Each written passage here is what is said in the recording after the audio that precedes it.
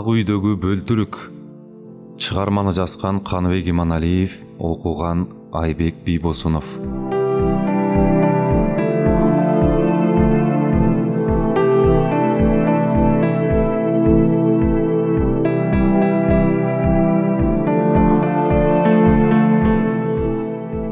Баш калаанын так ортосундагы көп тагдырларды чечип, далай дөш аларды көргөн ак мрамордон салынган 7 кабаттуу ак үйгө капыстан карышкырдын бөлтүрөгү кантип кирип кеткенине бир жолу өзүм күбө болуп калдым эле. Ал мындайча болгон. Баса, ага дейре бир окуя эске түштү. Мектепте жогорку класста окуп жүргөндө лесхоз деген айылга келип, күздө саздан көк чым казып, машиналарга жүктөп, Фрунзеге жөнөтүп аттык. Көрсө шаарда жаңы өкмөт үйү курулуп бүтүп, ачылышына Кремлден киши келет экен. Ошол өкмөт үйүнүн тегерегине анда газон жок заман эле чоң кеминден жап-жашыл чымы жарайт деп бизди ишембиликке алып келишти. Кургагыраак жердики топурагы упураланып, суулуу жердики суусу шорголоп агат экен. Орто нымдуу жердин чымын күрөк менен кудум кыш куйгандай тегиз казып, шаардан келген машиналарга жүктөп атканда завуч мугалимибиз минтип айтты. Топурактын тузу оор болот. Жакшы ниет менен казып жүктөсөңөр, кийин кимдир бирөөңөр ошол өкмөт үйүндө кызматта иштеп калышыңар ажеп эмес, десе классташым Кубан, кызматка барсак Ыялбек барат да. Жакшы окуйт эмеспи? Болгону чоң болгондо бизге унутпай, эски арткан костюм шымын берип турса болду да, деди. Классташтарым текши каткырышты. Кийин мен чын эле өкмөт үйүндө иштеп калганда ошол окуяны көп эстедим. Ак үйдүн тегерегиндеги чымдар биздин айылдан алып келинген деп бирге иштешкендерге айтып да жүрдүм. 90-чу жылдардын ортосу. Элибиз руханий жагынан эгемендикке эрдемсип турган менен көрдүйнө көйгөйүнүн капшабынан али чыга элек күндөрдүн бири эле.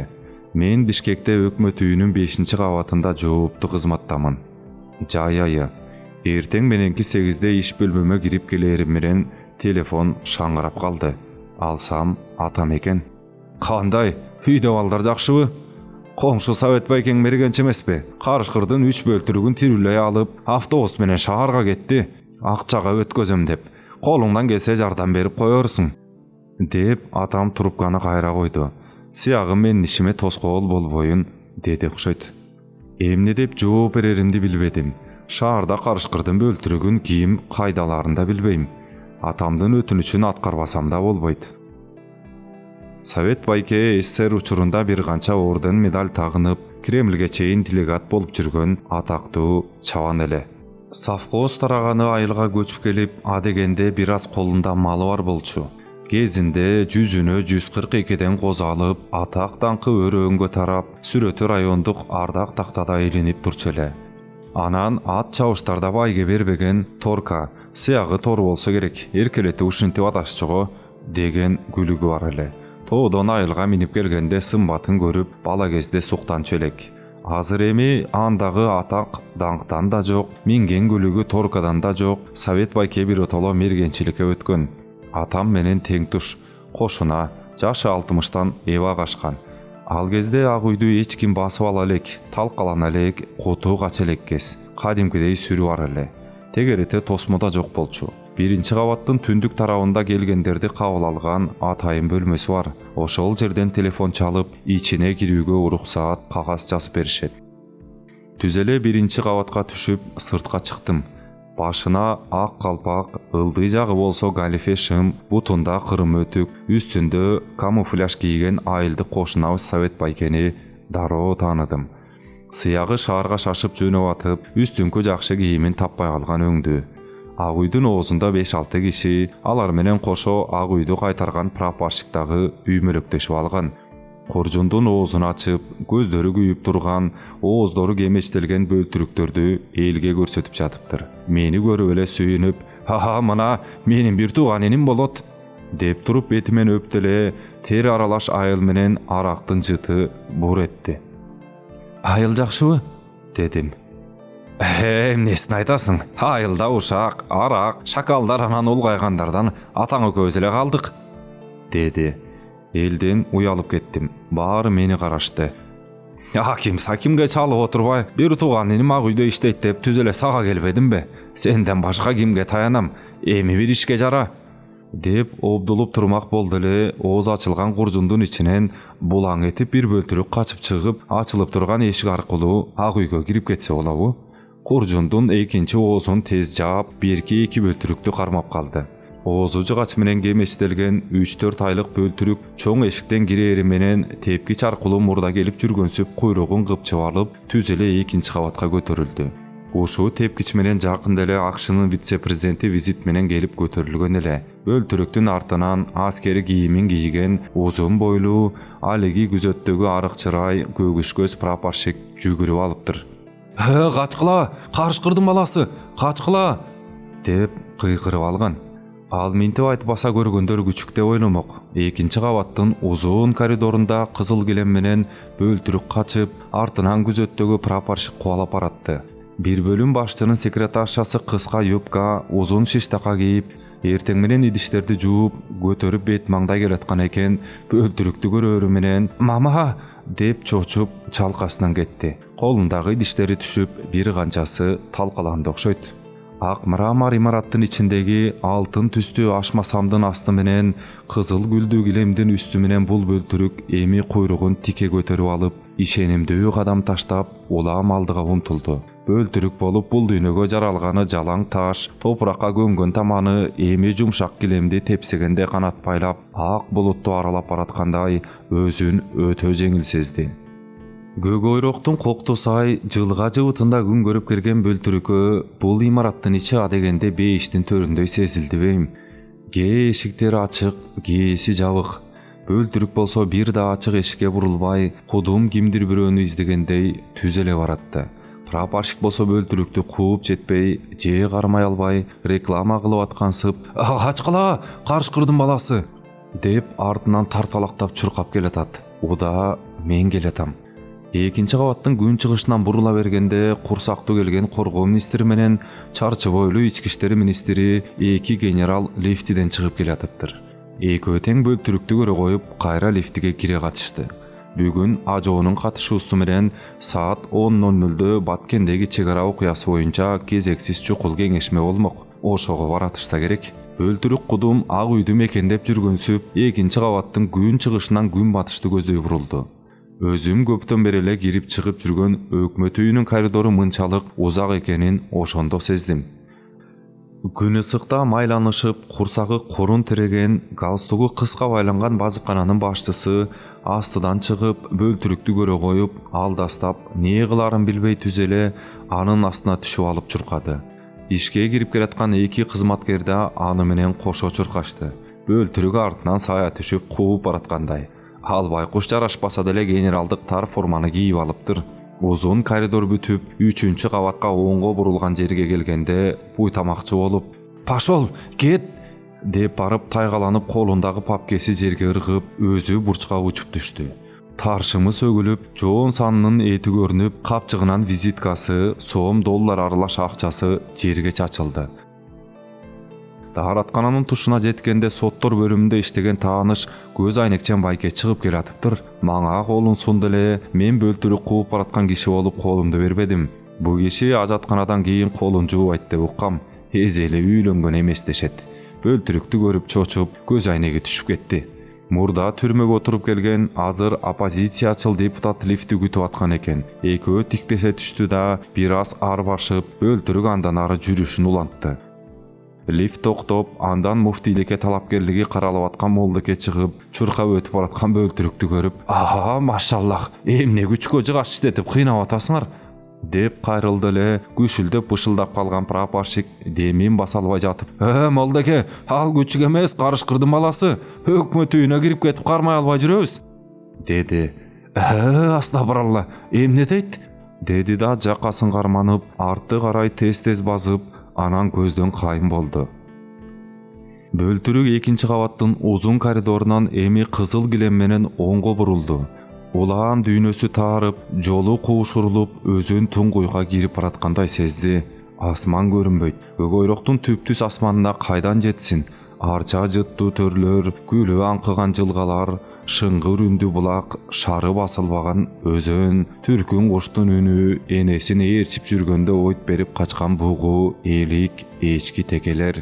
Эми алардын бири жок. Кай күнү кантип бул ак үйгө туш болуп калганына башым аң. Бул муздактуу балдардын ичинде иштегендер да жайлоонун кишилерине эч окшобойт. Айрыкча энесинин түктүү жылуу койнун, сүт балкыган жытын, боор тарткан үнүн сагынды. Эми бүгүн эки бир тууган бөлтүрүгүнөн да алыстап, өкмөт үйүнүн экинчи кабатынан туура оңго бурулуп, иш башкармалыгы деген кабинеттин түбүнөн өтүп баратты. Өкмөт ишине берилген, чыкыйып кийинген, дайым өзүн тыккан алып жүргөн орто бойлуу укук коргоо органдары боюнча бөлүм башчы ойлонуп баратыптыр. Бет маңдайынан бөлтүрүк өтүп кеткенин да байкабай калды. Аны бычы деп аты жөнүнүн баш тамгаларынан атап коюшат. Мамлекет ишине өтө берилип, так иштегендиктен аны ак үйдөгүлөр негедир жактыра беришпейт. Мага мамилеси түз. Бул жакта мамлекет ишине өтө берилип иштегендерди жактырышпайт экен. Эмне үчүн мындай экенин али түшүнө элекмин. Жапалдаш бойлуу кара тору басмада иштеген жигит китептери чыкса эле ак үйдөгүлөргө адатындай китеп таркатып келатыптыр. Китептерди булар окуйбу, окубайбы иши жок эле бекер китеп тарката берет, анан наам, сыйлык, орден, медаль сурап келе берет. Бөлтүрүктү күчүк экенде да окшойт. Күчү дегиче бөлтүрүк ырылдап барып бир атырылды. Китептерин тоса калды. Прапорщик кышылдап атып, байке, бул деген карышкырдын баласы" деди эле. "Ап кеткиле, мен силерди сотко берем. Ушкантип болсун, ок маданияты жоктор" деп пейжеринин чырылдаган үнүнө карабай, бөлтүрүк эми ак үйдө өзүн кожоюн сезгенсип, эч кимден коркпой, жайыраак желип жортуп баратты. Бөрү баласына таң бердим. Мен бул жерге ишке киргенден 2-3 айдан кийин гана кафеси, ашканасы, китепканасы, подвалы кайда экенин таанып билдим. Бөлтүрүк түз эле экинчи кабаттагы кафенин кампасын таап барды. Эшиги ачык экен. Азык түлүк киргизип атышыптыр. Каны кургай элек эттин жыты мурунга урат. Бөлтүрүк кампа бөлмөгө кирди. Прапорщик күшүлдөп чарчап калыптыр. Мага болсо уят болбой эптеп эле бөлтүрүктөр менен совет байкени ак үйдөн узатыш керек болуп атат. Бөлтүрүк эт, чийки продукция сактаган бөлмөгө кирип барып, а дегенде чала кыңшылаган үн чыгарып, анан ашкананын кампасынын төрүн ээлеп алып, артка бурулуп баарыбызга айбат берип, ырылдап жатты. Тар дүйнөсү кеңейип түшкөндөй болду. Кулагы тикчип, куйругу шакекче болуп, көздөрү күйө түштү. Ашпозчулар аркы бөлмөдөн атып чыкты. Прапорщик үнү жоон болгон менен бөлтүрүк бетме бет тиктешкенде үнү ичкере түштү. Кет дейт кышылдап. Бөлтүрүк ырылдайт, айбат берет. Оозу кемештелген бөлтүрүк ого бетер сүрдүү көрүнөт экен. Өзү күчүктөй болгон менен кабагы карышкырдай сүрдүү, үнү жолборстукундай жоон сезилди. Чийкеттин жытын алган бөлтүрүк эч нерседен артка кайтчудай эмес. Бурчта бөлтүрүк, эшиктин оозунда прапорщик экөөбүз. Ырылдаганы күч алып, айбат берип атты. Бизге атырылчудай сезилди. Же урвийгидей колубузда буюм тайым жок. Итти кет дегенсип, кет дегенден башка эч нерсе кыла албадык. Не кыларыбызды билбейбиз. Биз тердедик, бөлтүрүк ырылдайт. Аңгыча манас миң деген ак калпакты башына кийип, куржунду көтөрүп, аюуча алпаң басып тердеп кургап мергенчи байке бир жоокер коштоп келип калды. "Энең, бу ак үйүңөр Сарбунун көчөсүндөй узун тура" деп түз эле бөлтүрүккө барып маңдайынан сылады. Бөлтүрүктөр бири-бирине кыңшылап улуп ийди. Көгүш таргыл бөлтүрүк кудум ээсин тааныган күчүктөй ырылдабай, жытынан таанагансып жоошуй түшкөнсүдү. "Мен билгем, бул бөрү баласы чийки эт бар жерди табат деп. Эми эт жемейин кетпейт, 2 күндөн бери ачка" деди. Ашпозчу же болсо чыйпылыктайт. "Бизде ар 1 грамм эт эсепте, бере албайбыз" деди.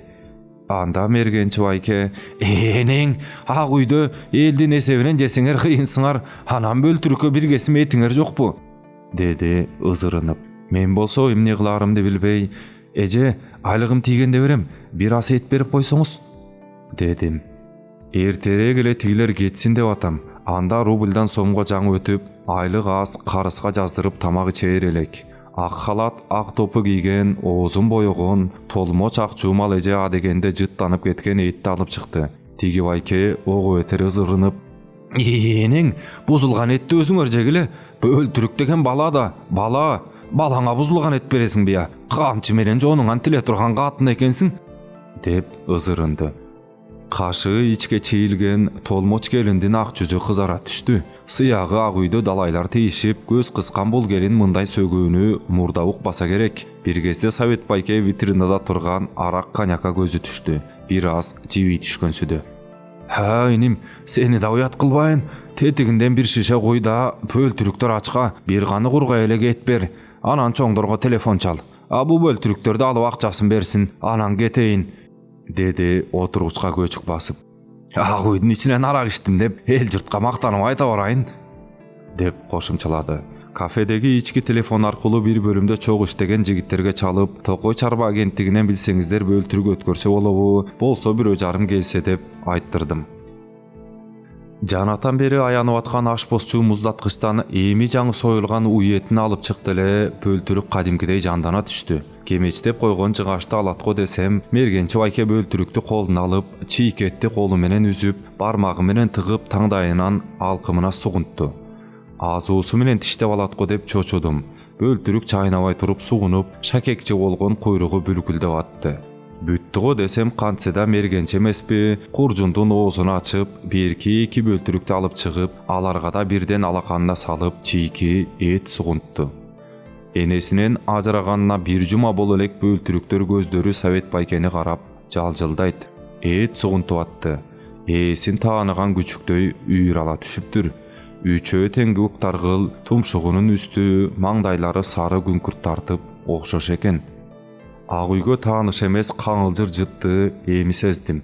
Мергенчи байке бөлтүрүктөрдү тоюткан соң, качып кеткени ургаачысы, карышкырлар деле киши сыяктуу, ургаачылары тың болот, деди да, эми тетигиңден толтура куй, таң ашырып алайын, деди.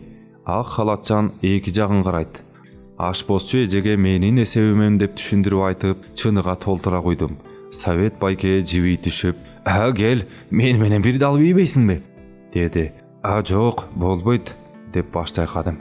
Дегенден анабыз сейин, деди эле. Ашпозчу эже элбек кыймылдап, кесилген бөлкө нанды алдына койду. Бирди кулкулдатып жутуп жиберди да, башындагы калпакты ала коюп жыттап, закускеңер жокпу? Ушул атактуу ак үйдө. Ашпозчу эже, азыр эрте, салаттар даяр боло элек, деп элбек жооп берип, дагы сөгүп жибербесин дегенсип, аарчылган тоголок пиязды экиге тең бөлө кесип сунду. Совет байке дагы бирди кулкулдатып жутуп жиберип, пиязды карт-карт чайнап атып, былтыр 3 карышкыратып, терисин айыл өкмөтүнө өткөздүм.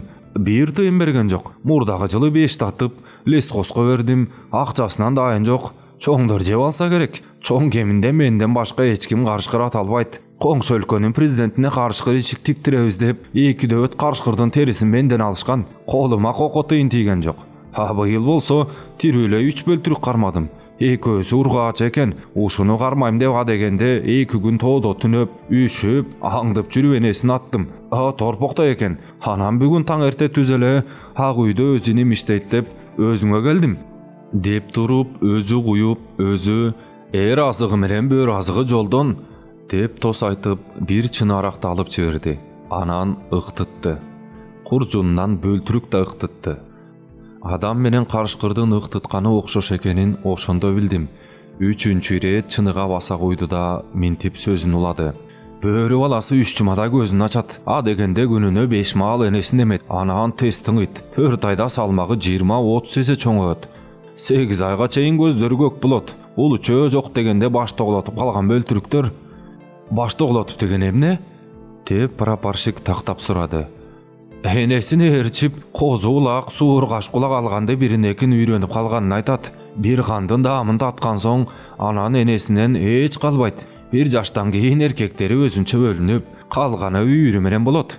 Ачка калса 10 күнгө чейин чыдайт. 1,5-2 чакырымдан жытты билет. 10 чакырымдан алыс жерден үндү калат. Ар үйүрдүн өз эрежеси бар. Эреже тартип катуу сакталат. Капканга түшсө өз бутун өзү мүлжүп качып кутулат, деп мергенче ачылып тажрыйбасынан айтып отурду. Үйүрдө карышкыр кишиге кол салса керек, деп суроо бердим. Жок, үйүрсүз жалгыз карышкыр ызалуу болот. Бирок адам баласы өзү биринче тийишпесе кол салбайт. Эркеги чанып кетпейт, түгөйү менен өмүр бою жашайт. Койругун карап маанайын билсе болот. Прапорщикке тездетели дегендей мен ишарат кылдым. Тиги байке байкады окшойт. Бу ак үйдө кимдер иштейт я? Бир бөлтүрүк кирсе баары чычып коюшту. Бөөрү кирсе, душман кирсе эмне болосуңар я? Деди да бурчтагы бөлтүрүккө карады. Экөө тиктеше түштү. Совет байке бөлтүрүккө карап, молодец, кантсе да кашабаңдын тукуму да жалгыз кирип ак үйдү чычырып койдуң. Сен да тойдуң, мен да тойдум, могун ичели да кетели, деп туруп үчүнчү чыныны басып ийди. Мен да жеңилдей түштүм. Байке 3 бөлтүрүк 2 көзүнө салынган куржунду ийине көтөрүп, мен аны коштоп, прапорщик бизди ээрчип 1-кабатка жөнөдүк. Аңгыча алдыбыздан орден медаль тагынган, СССР заманында чоң кызматта жүргөн, колунда көтөргөн папкеси бар белгилүү бир таанымал карыя кезикти. Совет байкенин кийимине таң кала карады эле. Совет байке болсо, мындай орден медальдар менде үйдө бокко жарабай жатат. Итке темирдин керегине, деди. Тиги киши артынан карап калды. Биз чыга берерде өкмөт үйүн кайтарган улуттук гвардиянын жоокерлери алмашып, күзөткө башкалары туруп калыптыр. Аскер кийимчен 4 жигит бизди текшеришти. Мени таанып учурашып, байкенин куржунун көрүп токтотуп, "Откройте, что внутри?" деп өтүндү. Совет байке ачууланып, "Кашабаңдын баласы!" деп катуу үн чыгарды эле. Тигил күзөтчү, "Кашабаң деген кто? Баланы мешокко салса болобу?" деп таң калгандай карады эле. Сыягы шаарда өскөн бала окшойт. Биз менен чогуу келген прапорщик, "Кое берип койсоң, булар менен", деди кыжаалат болуп. "Азыр кое бербесең, 3 бөлтүрүктү тең мен ак үйүңөргө бош кое берем. Андан көрө баткенди ушинтип кайтарбайсыңарбы я?" деп мергенчи байке жинденди. Прапорщик чочуп кетти. Чын эле кое берчүдөй сезилип. Совет байке кичине кызый түшкөндөй. "Атаң оозун ырайын, мага атасындай кишиге орусча сүйлөп, көпкөнүн кара", деп куржунун жерге койду. "Карышкырдын баласына пропуск барбы?" деди 4 жоокердин ичинен наамы улуу сержант жигит. Прапорщик ачуулана түштү. "Мен эптеп чыгара албай жатсам, бөлтүрүккө пропуск сурап", деди прапорщик. "Устав боюнча ошондой, жолдош прапорщик", деди тиги сержант. "Эй, ак үйдү ичинен эмес сыртынан кайтаргыла. Ушу болсо деле солдоюп төртөөң туруп алыпсыңар. Же Баткенге барып чек арганы кайтаргыла. Сакалчандар бир айылды басып алды дейт. Айылдарды чөө каптап кетти. Чөө. Андан көрө айылга барып чөө атпайсыңарбы я?" деди ачуусу менен. Байке, сиз дагы чөө атасыз да, деп суроо салдым алаксытайын деп. Жок. Сакалдарды майда мергенчилер атат. Мен карышкыр эле атам. Кээде каманга чыгам, илгери аркар кулжа атчу элем, азыр аларда жок болуп кетпедиби? Совхозду Ташчайнар менен акбарат талкалаганы, совхоздун азыркы директору менен башкы бухгалтерин биздин айылда ушинтип аташчу. Ырыстуу деле эч нерсе калаган жок. Болгону окатым карышкыр атмай, анында тыйын тыпырын чоңдор бербей атпайбы? Деп дагы бир ирет ачууланып. "Инең, айылда шакал жайнап кетти. Айылда илгери эртели кеч куштардын сайраганы угулчу эле, азыр түнкүсүн шакалдын үнү эле угулат. Инең", деп дагы бир кийип алды. "Байке, кечирип коюңуз, бул жаш бала, күзөткө жаңы кирди билбейт да", деп прапорщик чыйпылыктап жиберди. Куржунду прапорщик өзү көтөрөйүн деди эле, ичинен бөлтүрүктөр кыймылдаганда коркуп кетип, колун кайра артка тартты. Ичи кынжыйган, бирок бел курун бош тагынган алиги тың сүйлөгөн сержантты карап, Совет байке, "Товарищ солдат, подтягиваться надо, как положено", деп бош курунан карулуу колу менен бери тартты да, "Мен морфлотто 4 жыл служит эткем, службадай болушу керек", деп өзү да орусча сөгүнүп жиберди. Аңгыча Токой чарба агенттигинен атайын кийимин кийген 2 жигит кирип келе жатыптыр. "Байке, тигине бөлтүрүктөрдү алган атайын кишилер келишиптир", дедим сүйүнүп. Совет байкенин ачуусу таркай түштү. Бир ыктытып алды. Мен да Совет байке бөлтүрүгү менен эртерээк ак үйдөн кетип атканына ичимен кубандым. Дене бойдон тер кетти. Болбосо элестетип көрүңүз, 3 бөлтүрүк ак үйдүн 7 кабатын тең кыдырганда эмне болмок? Совет байке мени менен коштошуп жатып, бетимен өптү да, "Рахмат иним, сенин артың менен ак үйдү да көрүп алдым. Бир тырмактай бөлтүрүктөн баарыңар дыргаяктап качып жүрөсүңөр. Бу ак үйүңдө деле жыргаткан жашоо жок окшойт", деди. "Байке, жакшы барыңыз", деди узун бойлуу прапорщик коштошуп жатып. Айылга кел, конокко чакырам, бир козу союп берем, Карышкырга мергенге чыгабыз", деди Совет байке бирге кирип, пейилинин кеңдигин көрсөтүп. Биз өкмөт үйүнөн чыгарыбыз менен сырттагылар кол чаап жиберишти. Өкмөт үйүндө чрезвычайное положение жарыялап, иштегендердин баары сыртта экен. Токой чарба министринен келген киши Совет байкени ээрчитип, жарым чакырым жердеги Токой чарба агенттигинин офисине жөө кетишти. Байке абдан кубанды. Маңдай тери күн нуруна жылдыздана түштү. Аңгыча катуу ылдамдык менен чүмбөттөлгөн машинада Ички иштер министрлигинин атайын спецнасы келип, автоматтары менен ак үйгө кирип атышты. Бөлтүрүк эвак чыгып кеткени тууралуу кабар аларга али жете элек окшойт. Андан бери чейрек кылым өттү. Кийин көп жылдар ак үйдө саясатта канча карт бөрүлөрдү көрдүм. Бирок ошондогу бөлтүрүк эч эсимден кетпес болду. Айылга барып биздин көчөгө бурулганда Совет байкенин үйү турат. Кээде ээн калгандай анда санда кирип чыккан бирөөлөр көрүнөт. Бул дүйнөдөн көз өткөнүнө көп жыл болду. Үйүн көргөн сайын ушул окуя эске түшөт. Небереси тың чыгып, жаңы үйдүн пайдубалын көтөрүп жаткан экен. Ичимен кубандым. Быйыл чоң кеминге жаз эрте келиптир. Жакшылыкка жоорудум. Алдыман чабалекей кайкып ушту. 2019 жыл